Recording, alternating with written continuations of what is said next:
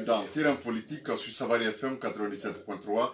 Merci de nous choisir pour vous servir, aimables auditeurs. Vous êtes très nombreux à nous suivre à partir des dimanches matin ici à Conakry en région, notamment à Sigiri et environ à travers Savary FM Sigiri. Nous sommes également suivis à Kindia par le biais de Savary FM Kindia. Aussi par-delà la Guinée, vous pouvez nous suivre en direct par Internet. Terrain Politique, voilà, vous invite à suivre aujourd'hui notre invité, M. Baouri. Nous sommes donc 10h05 et nous sommes ensemble jusqu'à 11h30 avec vous, aimables auditeurs. Notre invité s'appelle, tantôt, je vous le disais tantôt, Baouri, président de l'UOPDG Renouveau, président, je veux dire premier vice-président de l'UOPDG. Voilà, même s'il est par ailleurs contesté. Entre autres sujets d'actualité au menu de cette émission ce matin, le déguerpissement sur le plateau de Cap-Rorail, les ambitions de la nouvelle plateforme politique nommée Convergence de l'opposition démocratique, la CORD. Les supputations aussi sur l'intention supposée du président Alpha Condé de vouloir se maintenir à Sékou Toureya après son second et dernier mandat. Mais question ce matin, la CORD a quelle marge de manœuvre pour pouvoir opérer l'alternance démocratique en 2020? Quelle est la part d'analyse de M. Baouri dans l'affaire Cap-Rorail? C'est en tout cas un avant-goût des questions qui seront posées dans un instant à notre invité. Donc restons ensemble et surtout ne nous zappez sous aucun prétexte. Comme à l'accoutumée, aimables auditeurs, à partir de 11h05, vous aurez vous aussi l'opportunité de poser des questions et directement à notre invité ici en studio. Et pour nous joindre, les numéros du stand que vous connaissez déjà par cœur vous seront communiqués dans tous les cas au moment venu, donc après la pause publicitaire. Entre autres sujets, donc vous aurez à déguster toutes ces facettes de l'actualité nationale. Encore une fois, merci, bienvenue dans le terrain politique. Et bonjour à notre invité, M. Baouri, bonjour. Bonjour. Bonjour Lansana Kamara. Oui, bonjour. Je rappelle que vous êtes journaliste de Conakry Info, ConakryLive.info. Merci. Ouais, voilà, c'est bien cela. Et bonjour Zaka. Bonjour Smel. Zakaria Kamara. Bonjour. Correspondant de La Voix d'Amérique. Oui. Et en même temps responsable de la radio Mercure. Radio Mercure Conakry. Voilà, radio Mercure Conakry. Voilà. Est-ce qu'on sera en synchronisation avec Mercure ce matin? Oui. Voilà. Donc c'est la bonne nouvelle.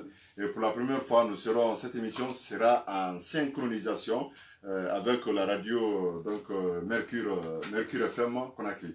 Voilà. Monsieur le vice-président de l'UOPDG, monsieur le président du mouvement UOPDG Renouveau, qu'est-ce que ça vous fait de revenir ici en studio à Savary FM dans votre émission de préférence Terrain Politique? C'est un plaisir. Et puis, bon, vous savez, au fil de l'évolution des choses, les expériences permettent, disons, de trouver les meilleures synergies pour pouvoir opérer. Vous allez penser que je vais parler de politique. Non, je ne parle pas de politique. Je parle de la coopération qui existe entre les différents médias qui se retrouvent autour de ce plateau. Conakry Live Info, Radio Mercure FM, disons la synchronisation. Je pense que c'est dans ce processus, disons, de rapprochement qu'on parviendra à mettre en place des institutions médiatiques solides et en mesure de modifier ou de transformer les formes de pensée qui existent dans notre pays. Donc je pense que c'est une bonne chose et c'est un plaisir de voir que progressivement il y a un esprit de coopération qui permet de mutualiser les efforts et qui permet également d'avancer et de progresser. D'accord. Alors, on va aller droit au but, monsieur le vice-président de l'UOPDG. D'abord, est-ce que vous continuez à réclamer ce titre-là? Je suis le premier vice-président de l'UOPDG qui remplace le président en cas d'empêchement ou intérim. Et ça, ce n'est pas moi qui me suis octroyé ce titre et ce rôle, c'est le congrès de l'UFDG de juillet 2015. Donc, puisque les décisions du congrès sont souveraines, ça c'est une réalité. C'est cela que certains ont voulu maladroitement contester, et ce qui fait que nous sommes aujourd'hui devant les tribunaux.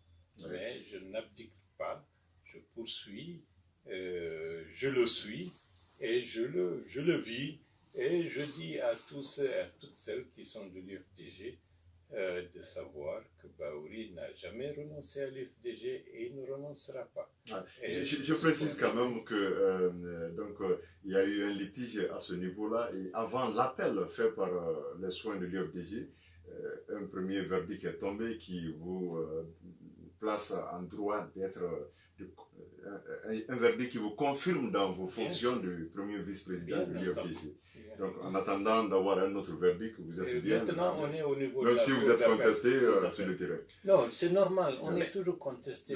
Mais ce qu'il faut signaler là, M. Bahouri, parce que vous connaissez quand même très bien les textes de l'UFDG, il se trouve qu'entre-temps, puisque vous l'avez dit, le Congrès avait permis également à l'époque de mettre en place les institutions et les responsables, mais entre-temps, on a vu des vice-présidents qui ont été nommés par acte du président de l'UFDG. Je vais parler de M. Chérif Ba, et tout récemment, il y a un des vice-présidents qui est parti à la CENI, et à sa place, on a vu aussi un autre acte qui a nommé M. Alioune Condé comme vice-président. Est-ce que, à l'interne, les textes de l'UFDG prévoient encore que dans des circonstances données, que le président puisse nommer des vice-présidents et que ça ne soit pas seulement au cours des congrès? C'est là où le bas blesse. Lorsqu'on refuse d'apprendre, on refuse de reconnaître ses fautes, on refuse d'appliquer des textes, on fonctionne comme si on est, comme dirait l'autre, Jupiter sur Terre, c'est-à-dire maître de l'eau, maître de la terre, maître des hommes, maître de la vie, maître de la mort, et on dit ce que je veux, c'est ce qui va se faire. C'est ça, une dérive autocratique, despotique, qui ne peut pas faire émerger la démocratie. Et là, c'est des actes récidivistes. Les institutions, les statuts de l'UFDG ne prévoient pas ces dispositions. Il n'en a pas le pouvoir. Les vice-présidents sont élus. S'il y a empêchement, décès ou autre, c'est des vice-présidents élus qui assument l'intérim d'un autre vice-président absent. Il ne peut pas y avoir une nomination d'un vice-président dans le cadre des institutions de l'UFDG. Donc tout cela, c'est la malgouvernance habituelle. Et là, c'est un cas, c'est un problème. Et ce qui est un vrai problème, dans un pays où les gens voient qu'il y a des actes qui ne sont pas conformes avec les statuts et qui restent les bras croisés, ils deviennent complices. Donc ce n'est pas la peine de dire on est pour tel texte, on est pour tel principe, on est pour telle constitution, et après on permet à d'autres par ailleurs de violer des textes sacrés. D'accord, on a compris le fond de votre pensée. Dernière question sur cette partie, oui, Zaka. Il est clair que la direction de l'UFDG ne vous considère pas comme premier vice-président, contrairement à vous. Mais ce que je veux savoir, pourquoi avoir lancé l'UFDG Renouveau si vous étiez confortable, comme vous le dites, en tant que premier vice-président de l'UFDG? Bien entendu, je ne vais pas être sur leur terrain.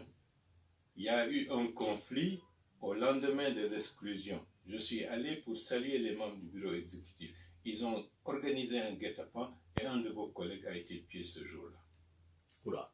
Je ne peux pas me permettre d'être irresponsable et je ne peux pas être sur le même terrain que sur le terrain de la violence. J'ai pris l'aspect sur le plan juridique et l'aspect juridique m'a conforté dans sa première décision d'instance.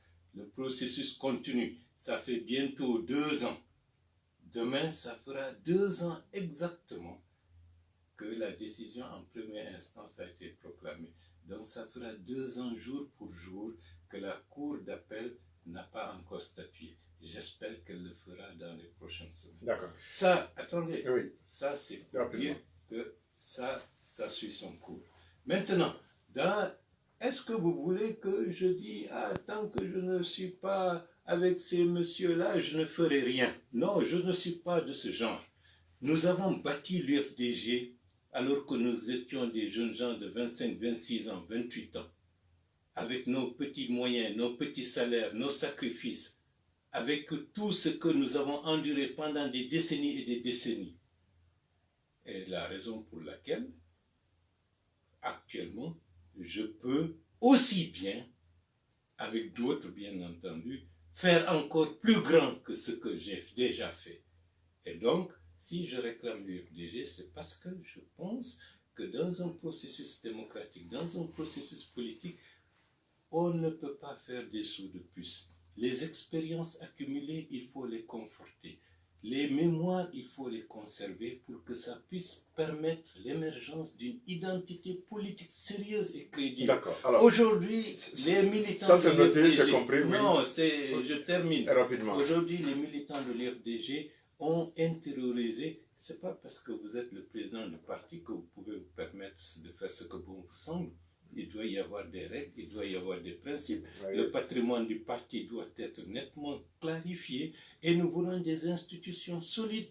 Comme dit Obama, nous voulons des institutions fortes et non pas des hommes forts.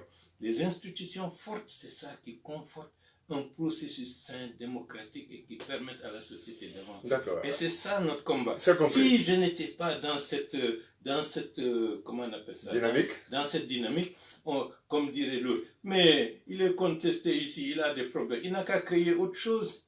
Mais si je fais ça, j'aurais nié le fait que des institutions doivent, par les preuves, par les difficultés, par ce qu'elles vivent, accumuler de l'expérience et apporter un changement en interne. C'est ça qui permettrait à cette institution d'avoir une mémoire collective qui l'empêchera demain de répéter les mêmes fautes. D'accord. Alors, j'ai appris que vous étiez à l'intérieur du pays, vous parcourez beaucoup depuis un certain temps le pays.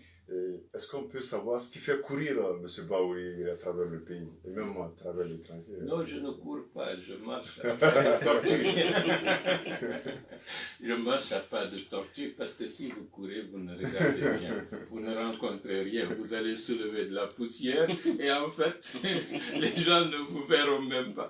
Donc je marche à pas de tortue et ça me permet de connaître des petits villages, les difficultés, de cerner de très près ce que vivent nos compatriotes, sans pour autant que ce soit dans un texte que j'apprends ça. Et ça permet de connaître l'histoire de ce pays. Vous étiez où précisément dans cette tournée que vous venez d'effectuer? Non, la dernière semaine, j'étais à Bantingel. Bantingel, vous savez, c'était un lieu historique très important. Et j'ai participé à une cérémonie que les ressortissants de Bantingel, qui sont un peu partout éparpillés dans le monde, ont organisé. Mais ce qui est le plus important dans cette cérémonie, vous savez, lorsque les gens se donnent la main, c'est l'objectif recherché. L'objectif recherché, c'est de mobiliser les ressources internes de Bantingel à travers ses ressources humaines et autres pour que Bantingel rayonne. Et je pense que partout dans ce pays, les gens devraient avoir la même orientation pour que chacun, là où il peut faire quelque chose, qu'il le fasse. C'est ça qui permet de faire en sorte les petits ruisseaux peuvent faire mais au-delà de la langue de bois, parce qu'on connaît les politiciens, au-delà de la théorie de la langue de bois, qu'est-ce que Baouri recherche à travers ces différentes prises de contact? Mais je recherche, ici je vais des soutiens pour l'UFD Renouveau, ou bien pour faire partir ces lots, c'est ça? Allons calmement. Nous voulons savoir. Ce pays a besoin d'une autre offre politique. Ce pays a besoin d'une autre façon de faire la politique. Ce pays a besoin de se réconcilier avec des valeurs qui semblent perdues ou oubliées. Et l'homme politique, le vrai homme politique... Ça, c'est un discours déjà entendu, hein, ce que vous dites là. Ouais. C'est possible, mais vous savez, l'art de la répétition aussi est une forme de pédagogie. Je veux dire que moi, j'ai besoin d'aller connaître, d'aller approcher de près les compatriotes. J'étais à Bantingel, j'ai vu ce que les gens font par eux-mêmes, que ce soit à Pelel-Bantan, à Horehour et autres. J'étais à Katako, j'étais à Koba, j'ai vu des réalités. J'étais à Malaya du côté de Mafreya, j'étais à Kindia également, je veux parcourir tout ce pays, village par village, si Dieu m'en donne les moyens et la santé, bien entendu, pour mieux connaître ce qui est mon pays. Et à partir de là, j'en ferai bon usage à travers mes réflexions, à travers mes actions, à travers mes projets que je pourrai, le moment venu, mettre à la disposition de tous nos compatriotes. Alors, au centre de cette crise, il faut reconnaître qu'il y a les militants de l'UFDG. Certainement, vous ne le dites pas, mais on peut comprendre que cette tournée, c'est aussi, comme vous l'avez dit, faire une nouvelle offre à ces militants qui pourrait certainement vous permettre de reprendre votre position au sein de l'UFDG. Bien entendu. Et au-delà de l'UFDG, moi je ne suis pas seulement là. Mais c'est déjà c'est un combat prioritaire. C'est pour le moment, puisque ils m'ont, comme on dit en pulaar, ils ont menti sur moi. Ils m'ont dénigré. Ils ont raconté des tas de bêtises. Je ne peux pas rester les bras croisés et en laissant ma réputation et mon image être détériorée. Si on vous crache dessus et vous laissez faire, il va de soi, vous finirez par être totalement noyé. Et grâce à Dieu, grâce aux jeunes gens et aux jeunes femmes qui m'ont accompagné ces dernières années, et nous avons pu reprendre les choses en main et nous sommes en train de relever la tête. Et aujourd'hui, ceux qui sont contestés, ce n'est pas Bahouri. Ce sont ceux qui disent que c'est eux qui incarnent l'autorité au niveau de l'UFDG. Et c'est vrai. Mais à travers ça, c'est une nouvelle quête pour renforcer des institutions démocratiques dans ce pays. On ne peut pas parler de la Guinée si déjà dans sa propre maison c'est sale. On ne peut pas dire qu'on va rendre la Guinée propre si dans votre concession vous laissez la saleté partout, vous envahir, vous étouffer, vous amener totalement à la mort. Donc, nettoyer l'UFDG, c'est une étape pour permettre à la Guinée demain d'être gouvernée par des hommes et des femmes qui ont un réel esprit démocratique, qui ont un réel esprit de partage, qui ont un réel esprit de sauvegarder le bien public et de faire une nette séparation entre le bien privé et le bien public. Alors, nettoyer le FDG, pour vous, c'est le départ de Cellou ou bien toiletter les textes du parti? C'est quoi pour vous?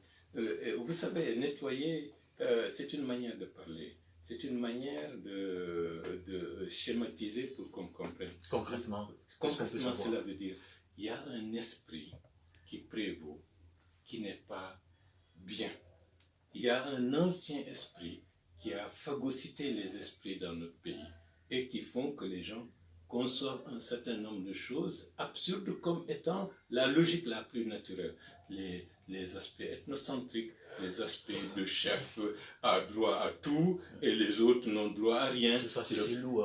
Non, ce n'est pas seulement Cellou, c'est un héritage qui remonte de très loin. Et qui remonte vraiment de très loin.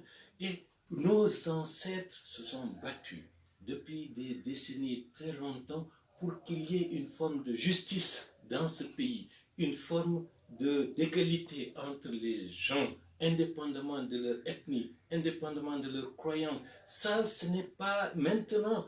Depuis des siècles, notre société est en but à travers cette lutte qui est pratiquement universelle. Nous ne sommes que des continuateurs de ce processus qui doit épouser, bien entendu, des formes modernes pour avancer. Nous sommes des héritiers d'une longue histoire. Et cela, on l'oublie souvent.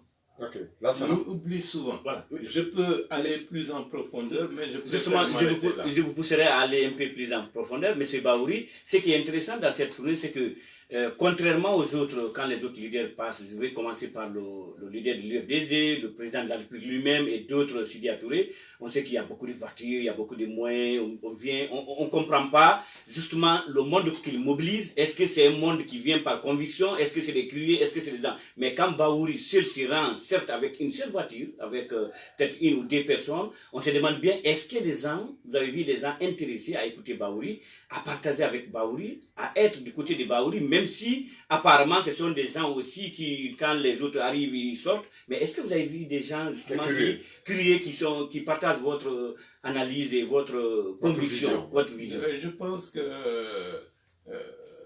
bon, c'est prématuré de tirer une conclusion. Nous ne sommes qu'à l'ébauche. D'ici un an, on pourra faire un bilan plus exhaustif. Mais je pense que c'est nécessaire.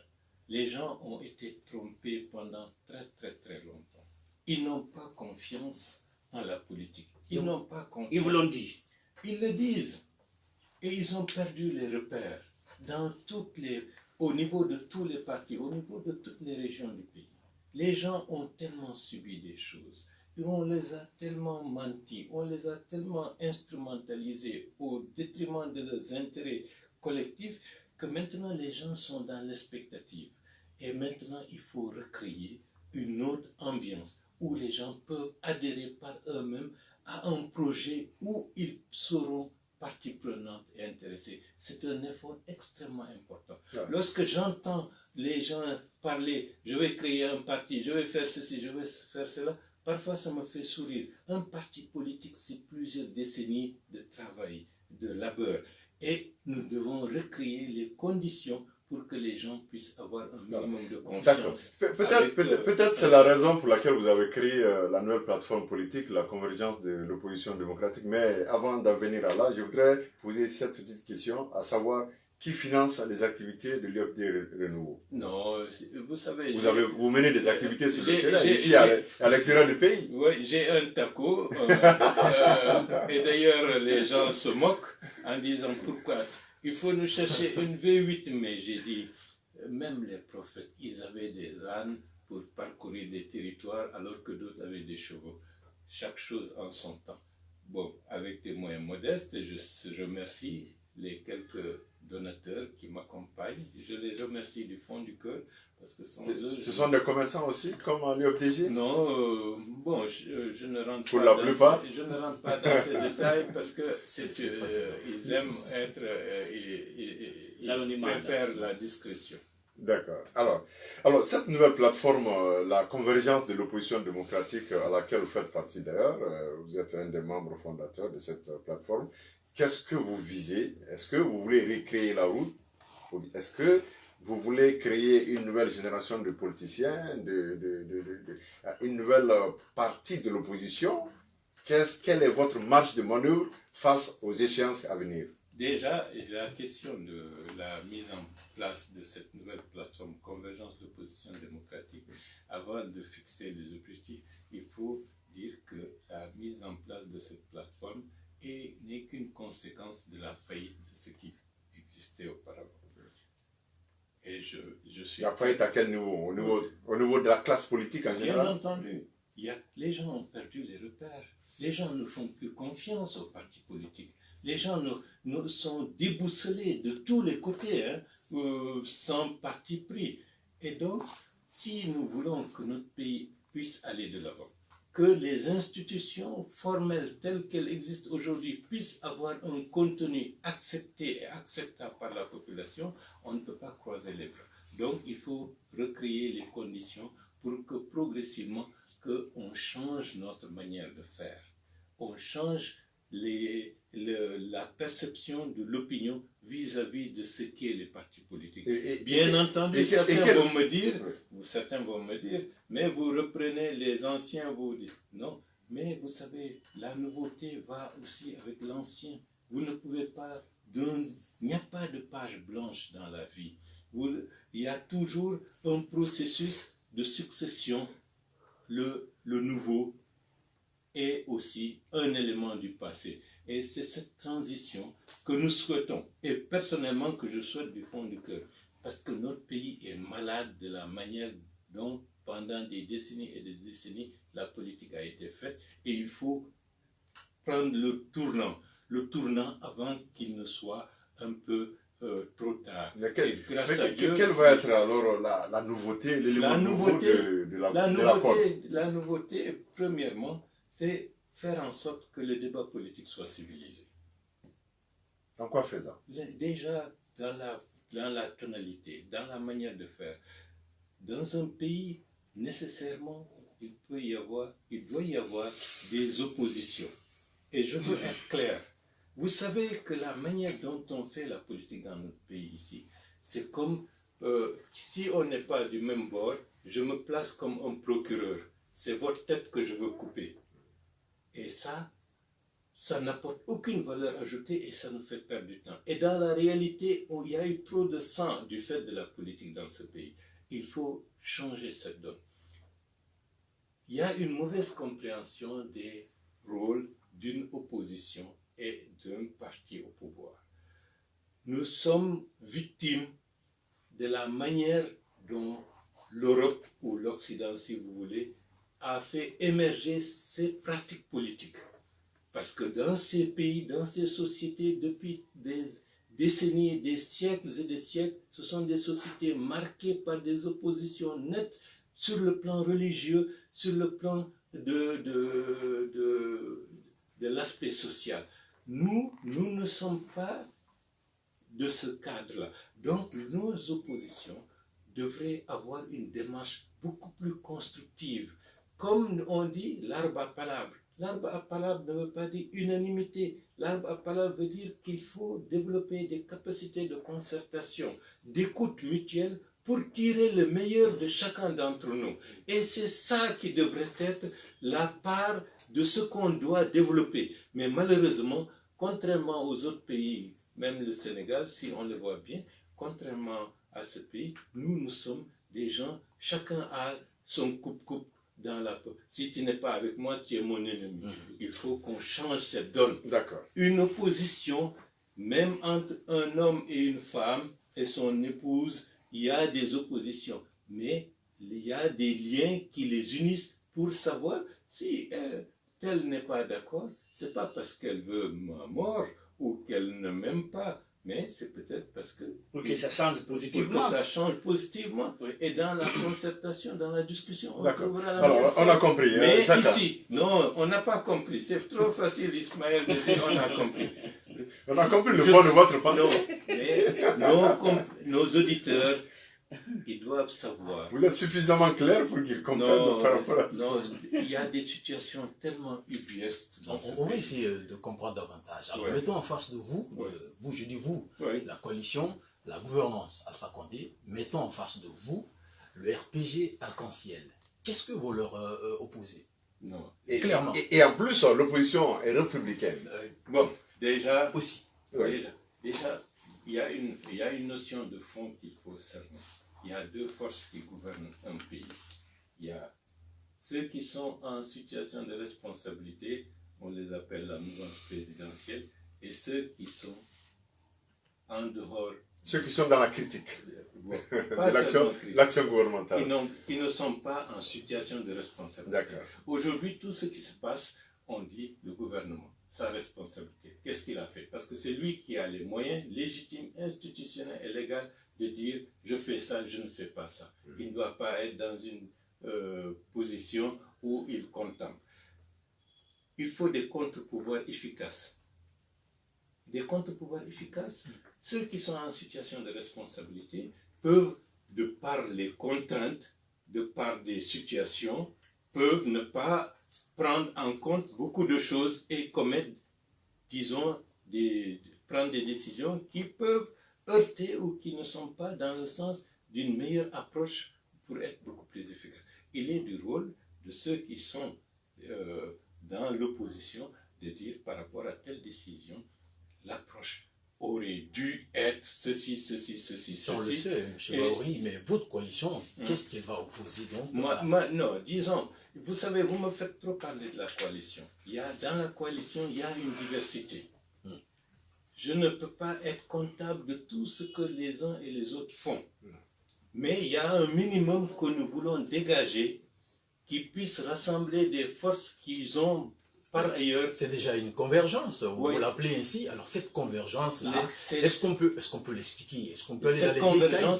C'est-à-dire par rapport à la nécessité de rendre le débat politique civilisé. C'est-à-dire que ce soit une façon beaucoup plus de proposition, de critique bien entendu, mais accompagnée de propositions alternatives. En termes de gouvernance ou En termes de gouvernance, en termes d'approche. Et aussi être un acteur de proposition. Par exemple, je prends l'exemple du processus électoral actuel. Il y a impasse puisque le mandat des députés est dépassé. Donc, il y a eu une décision exceptionnelle de prolongation. Il y a la CENI qui s'installe. Il y a un processus électoral qui a été parfois contesté et contestable. Une vraie opposition, et c'est ce que je vais proposer à mes pairs de la convergence de l'opposition démocratique. Il faut que nous nous retrouvions, que nous mettions des équipes en place pour, de manière objective, de manière approfondie, qu'on passe en revue la manière dont les processus électoraux sont organisés dans notre pays. Pas pour avoir un positionnement pour dire que le gouvernement fait ceci, non. Pour avoir une approche beaucoup plus réaliste et beaucoup plus positive. Et à partir de là, ça nous permet de dégager des pistes sur lesquelles on pourrait dire aux autres acteurs politiques ou aux autres institutions, voilà ce que nous préconisons pour que notre pays puisse organiser de manière stable, de manière pacifique, de manière apaisée, des élections crédibles, acceptées et acceptables. Monsieur Barreau, des critiques, des propositions, vous le faisiez, chacun des partis au sein de cette coalition le faisait. Non. Je suis curieux de savoir Ouais. pourquoi des têtes comme vous, des responsabilités, des personnalités comme vous, Sidia et autres, se retrouveraient pour se reprendre.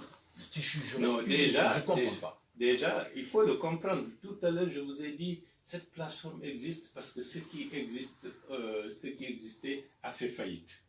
Vous ne pouvez pas engager la population et me dire que vous allez être une alternative réaliste démocratique en préconisant pendant des années des accords politiques qui sont des arrangements au détriment de l'application stricte de la loi dans ce pays. Vous ne pouvez avoir aucune crédibilité. Et les Guinéens l'ont vu, l'ont vécu, et le constatent et le vivent. Donc, on ne peut pas continuer dans ce sens-là. Il faut changer. Et certains étaient avec l'opposition républicaine, certains avaient été avec l'opposition républicaine, mais maintenant, la situation a fait ressortir qu'il y a des impasses. Et si on essaie d'envisager un autre tournant, cela veut dire que ce qui a prévalu doit être modifié pour nous permettre d'avoir une approche politique plus rationnelle, plus légale, plus légitime et plus allant dans le sens de la stabilité de notre pays et de la confiance que les populations doivent avoir. Permettez que j'insiste, parce que ce changement dont vous parlez, on l'a constaté avec PDN de Lansana. Ce changement, oui, Lansana Kouyaté a été opposé à des accords politiques. Sidia récemment a été opposé à des accords politiques entre le RPG Arc-en-Ciel et l'UFDG. Je veux savoir, c'est quoi le nouveau? C'est quoi la nouveauté? Qu'est-ce que vous apportez? La nouveauté, ce sera tout seul. Lorsque vous faites une critique, on dira c'est parce que vous n'êtes pas content. La nouveauté, ce sera avoir une démarche plus constructive. Ne pas être dans parce que je ne suis pas avec toi, tout ce que tu fais est mauvais. Non, on doit dépasser cela. Donc on pourrait appeler opposition constructive. Bon, peu importe les mots, c'est le contenu. C'est le contenu. C'est le contenu qui est important. Voilà. Moi, je veux bâtir demain. Est-ce que vous voyez? On a échoué sur plusieurs plans. Les forces vives, c'était une volonté de pacifier les relations. La contestation du régime de Lansana Conté, ce n'était pas parce qu'il était général Lansana Conté. C'était parce que la gouvernance était mauvaise sur plusieurs aspects. On a bien suivi. Et maintenant, je termine par rapport à ça. Maintenant, dans 10 ans, où on parle de tel, mais dans 10 ans, peut-être ils ne seront pas de là. Justement, mais et la Guinée, où est-ce qu'elle sera? Elle doit demeurer. Elle doit demeurer, mais elle ne doit pas demeurer en moins bien qu'aujourd'hui. En l'état, Il oui. faut aller de l'avant. Ouais. Je veux un pays qui, dans les 20-30 prochaines années, sera un grand pays stable, un pays prospère, avec des citoyens de toutes les ethnies, de toutes les religions qui seront fiers d'être guinéens. Ouais. C'est ça que je veux. C'est notre comment, monsieur? Je ne veux pas que ce soit des petites querelles, ah, tel a obtenu ce nom. Il faut qu'on dépasse cela. Dans ma façon, à moi, de voir les choses, je veux que mon pays soit leader en Afrique et pourquoi pas dans le monde. D'accord. Bien, Alors, mais là, c'est pas où Et vous avez... cela passe par un niveau plus élevé en termes de perception politique, d'anticipation de tous les acteurs politiques, quel que soit leur bord. Je vous ferai réagir tout de suite en disant que je n'aimerais pas reprendre, mais je suis obligé de le faire. De l'autre côté, ceux qui pensent, ou ceux qui l'ont dit d'ailleurs, que Baouri s'est précipité à venir dans le code, dans la convergence, parce que Baouri veut grandir aujourd'hui, et il n'y a que là qu'il peut trouver des refuges. Je ne voudrais pas reprendre cela. Mais la question que je voudrais poser maintenant est celle de savoir, est-ce que vous, en tant que Baouri, vous n'avez pas de craintes par rapport justement au changement d'orientation de cette convergence, quand on sait que dans notre pays, il est aussi très regrettable de constater quelquefois que des hommes ne sont pas trop stables sur des convictions. Vous développez aujourd'hui des convictions, on peut vous suivre, on peut adhérer, mais il se trouve que d'autres, par contre, peuvent à un moment donné, pour rien du tout, changer de conviction sans quelquefois vous donner des inspecteurs. Est-ce qu'il n'y a pas cette crainte? Non, ça fait partie de la réalité la mieux partagée et la plus partagée dans notre pays. Parce que les convictions, pratiquement, c'est au gré des intérêts les plus immédiats qu'on le constate. C'est dommage. Et c'est ça qui fait que le pays ne peut pas avancer, difficilement. Mais ce que je dois vous dire, et je vais prendre encore l'histoire, les luttes que nous avons menées au sein des forces vives, ce n'était pas contre quelqu'un, c'était pour le pays. Et lorsque, en janvier 2008, si ma mémoire est bonne, oui, c'est bien ça, les mouvements sociaux se sont impliqués, c'était par rapport à la nécessité d'avoir une gouvernance qui puisse respecter l'esprit de la loi et de la séparation des pouvoirs.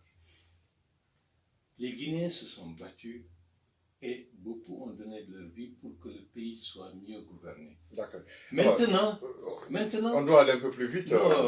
c'est parce que la question est pertinente. On doit gérer le temps. Maintenant, on a échoué sur plusieurs aspects puisque le bilan montre que sur beaucoup d'aspects, on a reculé au lieu d'avancer. Mais le combat pour une meilleure gouvernance de ce pays, c'est une quête absolue. Tant qu'il y aura des Guinéens, ils vont se battre pour améliorer le sort. Alors, la question que je pose avant qu'on aille sur donc le dossier Caporal, la question que je pose, est-ce que il n'y a pas de risque de divergence au sein de la convergence lorsqu'il va être question de rapprochement, d'un éventuel rapprochement avec l'opposition républicaine, s'il y a l'avait dit, il ne l'avait pas exclu. Est-ce que, étant donné votre position un peu spéciale, vous seriez dans le même bateau, dans la même dynamique que vos pairs de la convergence pour aller vers l'opposition républicaine? Mais l'UFDG, vous parlez de l'UFDG. L'UFDG, j'en suis le fondateur. J'en suis le premier vice-président qui remplace le président en cas d'empêchement ou absence. Et je suis en train de me battre pour la reconquête de ce leadership au sein de mon parti originaire.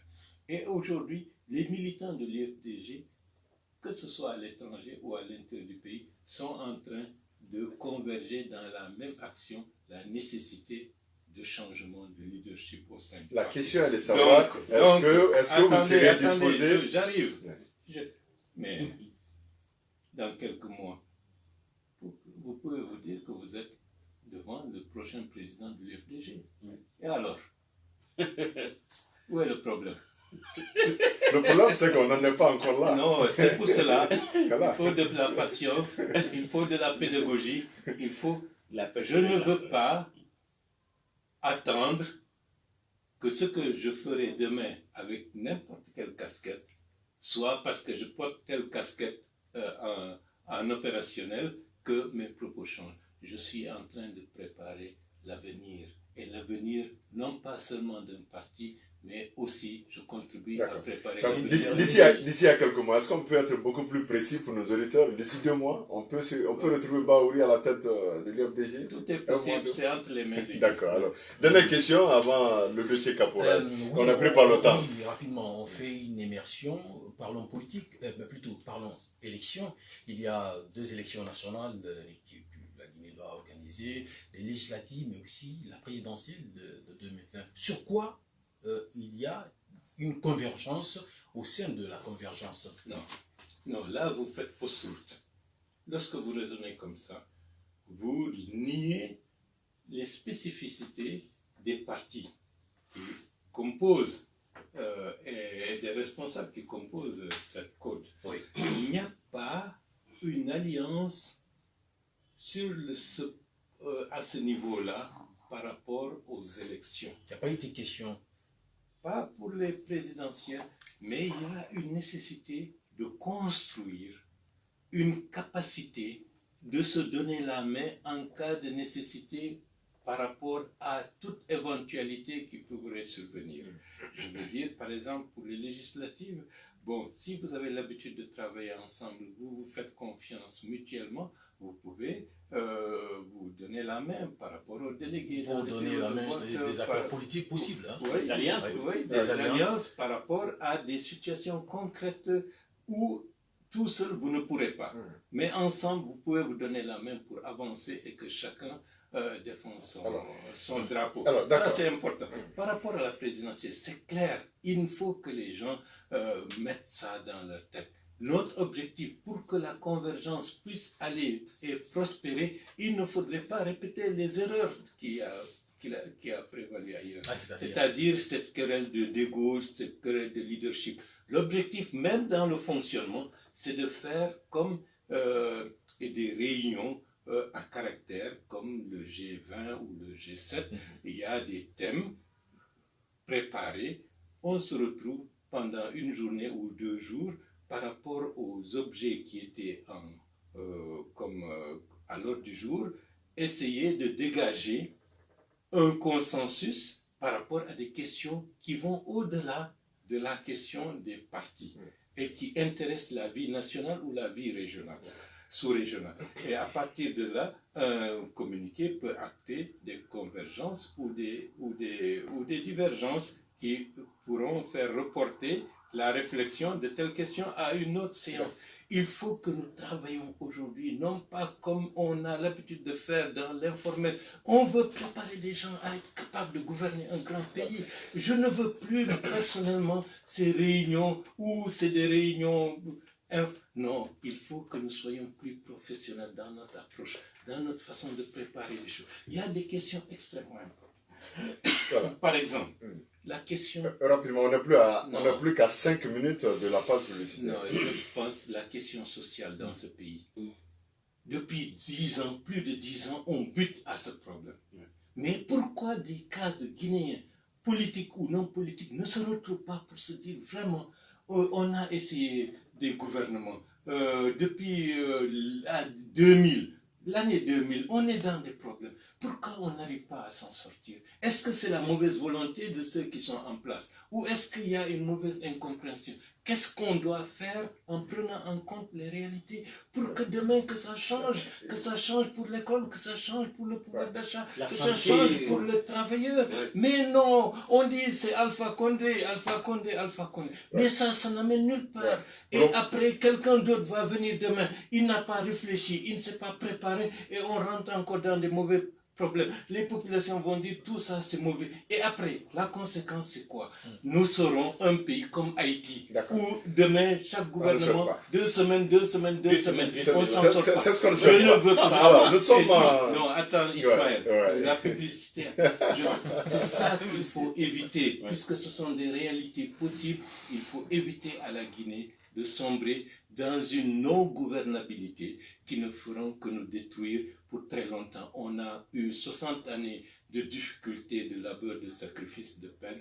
Il faut que ça serve Ouais. pour une fois. Alors, pour le moment, il n'y a que des questions sans réponse Non, concernant les ces questions. problématiques. Non, ce n'est pas des questions C'est sans vrai, il y a réponse. beaucoup de questions. Non, il y a un Il n'y a pas encore processus. de réponse. Il y a un processus qui est engagé. D'accord. Et lorsque je l'énonce, cela veut dire qu'on a un objectif qui est visé. Espérons qu'on Et je souhaite espérons que qu'on y dans ce arrive. pays, le plus grand nombre de personnes se rendent compte des objectifs visés et participent D'accord. et soient présents pour apporter Alors, le meilleur peut-être- que la Guinée puisse avancer. Peut-être qu'on ne pourra qu'introduire le dossier Caporal avant d'aller à la pause. On n'a plus que 3 minutes. Alors, le dossier Caporal, qu'est-ce que ça vous inspire? Est-ce que vous appréciez, vous convenez avec l'approche du gouvernement en place?